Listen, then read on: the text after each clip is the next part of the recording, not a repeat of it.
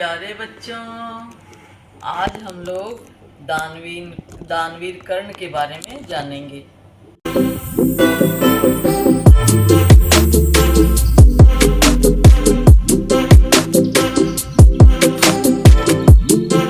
आपने भी नाम सुना होगा बच्चों। हमारे भारत देश में बहुत बड़े बड़े दानवीर हुए हैं, जैसे महर्षि दधीची, ये बलि राजा, कर्ण और बहुत सारे दानवीर हैं हम लोगों के भारत में। पर जो कर्ण है इनका भी नाम बहुत सम्मान से लिया जाता है। दानवीर कर्ण जो थे उनको महाभारत का जब युद्ध होता है तब वो जिस दिन घायल हो जाते हैं तो वो रणभूमि में थोड़ा मतलब उठ के जाने की स्थिति में नहीं थे, तो वो वहीं गिरे पड़े थे वो। तो सब कौरव लोगों का जो खेमा था उसमें तो सब हाहाकार हो रहा था कि अरे इतना बड़ा धनुर्धारी था हम लोग का, इतना अच्छा योद्धा था, वो आज हताहत हो गया। अब हम लोग वो मातम मना रहे थे और कृष्ण भगवान बार बार कर रहे थे। पांडव लोग, कृष्ण भगवान तो पांडव लोग के पास रहते थे ना, उनके पक्ष में थे, तो वो बार बार कह रहे थे कि धरती से एक बड़ा दानी उठ जाएगा, धरती से एक बड़ा दानी उठ जाएगा। तो अर्जुन जब ये इस तरह की बातें सुनता है तो अर्जुन को थोड़ा सा मन में बुरा लगता है कि भाई ये हमारे पक्ष में तो है भगवान और कर्ण का गुणगान गा रहे हैं ये तो फिर उनसे रहा नहीं जाता है। तो फिर भी वो पूछते हैं भगवान से कि भगवान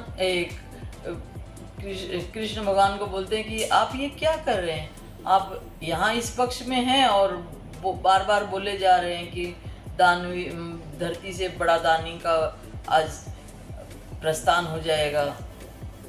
तो बोले कि देखो, बोले मेरा वो अर्जुन बोलता है कि धर्मराज युधिष्ठिर जो मेरे भैया है वो क्यों कम दानवीर है क्या, वो इतने सत्यवादी है, इतने धर्म के रूप माने जाते हैं। तो बोले कि देखो ऐसी कोई बात नहीं है, जिसमें जो गुण है उसको मुक्त कंठ से प्रशंसा करना चाहिए, उसको जानना चाहिए और मानना चाहिए। तो बोलो अभी तो कर्ण है वो अभी जिंदा है, अंतिम सांसें ले रहा है, परंतु वो अभी मरा नहीं है, चलो मैं तुम्हें दिखाता हूँ। तो पुराने ज़माने में तो बच्चों जब युद्ध होता था तो शाम होने के सूर्य अस्त जब होता था उसके बाद दोनों सेनाएं अपने अपने खेमों में चली जाती थी, फिर युद्ध विराम हो जाता था। फिर दूसरे दिन जैसे सूर्योदय के बाद युद्ध आरंभ होता था। तो भगवान श्री कृष्ण बोलते अर्जुन को, बोले चलो तुम मेरे साथ में तुम्हें दिखाता हूँ अर्जुन कैसा, कर्ण कैसा दानवीर है। तो दोनों जन जाते हैं। अंधेरा तो हो ही चुका था, तो भगवान ने एक ब्राह्मण का वेश धारण करके और आगे बढ़ते हैं और अर्जुन कहीं थोड़ा सा साइड में ओट में छुप जाता है। भगवान बोलते दानवीर कर्ण कहाँ हो, दानवीर कर्ण कहाँ हो। जब कर्ण घायल अवस्था में एकदम मरणासन्न अवस्था में पड़ा हुआ था, फिर भी जब अपना नाम इस मरुभूमि में, इसमें युद्ध भूमि में सुनता है तो बोलता है भाई कौन है भाई, आप कौन हैं, जरा सामने तो आइए, आप कौन है मैं जानूं।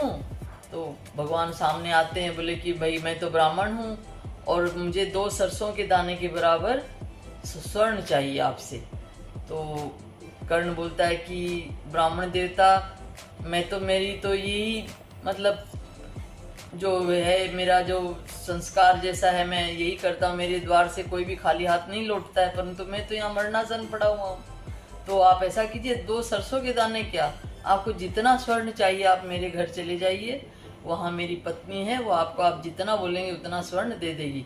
तो भगवान एकदम झिड़क देते उसको, बोले ये क्या बहाने समझा रहे हो मुझे, क्या बहानेबाजी लगा रहे हो कि मेरी पत्नी दे देगी, मेरा भाई भतीजा दे देगा, मैं आपसे लेने आया हूँ, आपको देना है तो दीजिए, वरना साफ मना कर दीजिए कि मैं नहीं दे सकता।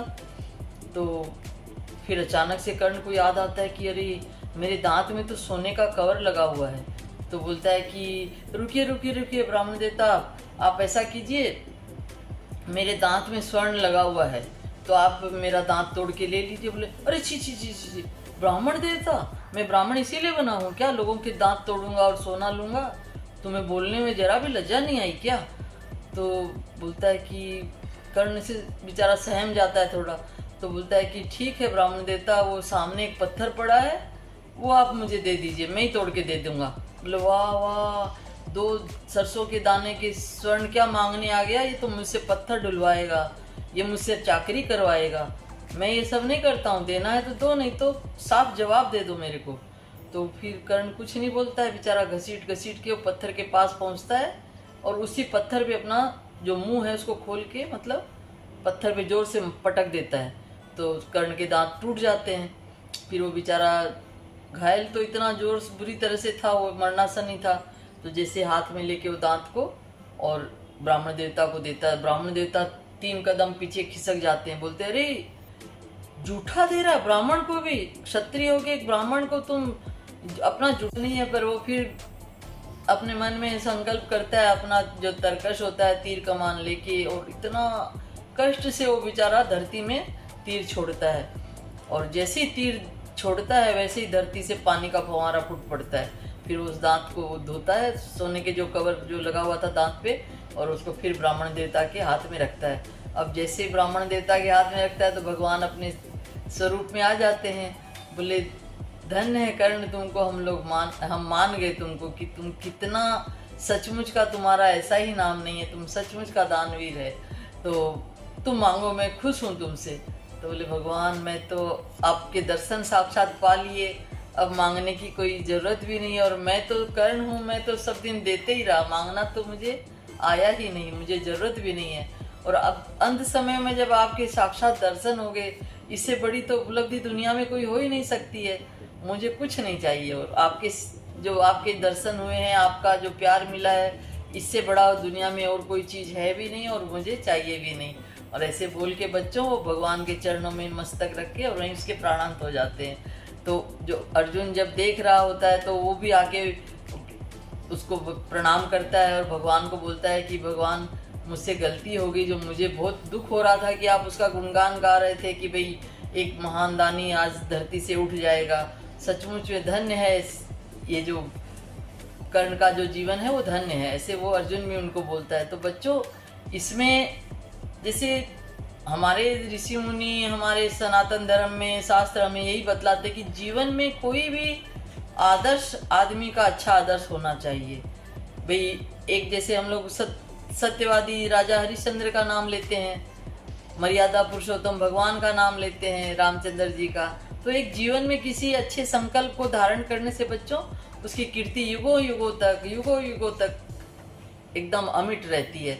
तो हमें भी अपने जीवन में कोई भी लक्ष्य धारण करें, अच्छा जो शास्त्र सम्मत हो, जो हमारा धर्म हमें सिखलाता हो, तो जीवन में हमें भी अच्छे आदर्श को अपनाना चाहिए और जीवन चरित्र को हमें अच्छी मतलब एक लोगों के लिए मिसाल हो जाए कि भाई ये भी एक अच्छा इंसान है, इसने अपने जीवन को इतने सुंदर ढंग से अच्छे लक्ष्य तक पहुंचाया है। तो ऐसा हमें प्रयास करना चाहिए बच्चों, और आशा करती हूँ ये आपको पसंद आया होगा। अगर पसंद आया है तो इसे लाइक कीजिएगा, शेयर कीजिएगा और सब्सक्राइब ज़रूर कीजिएगा।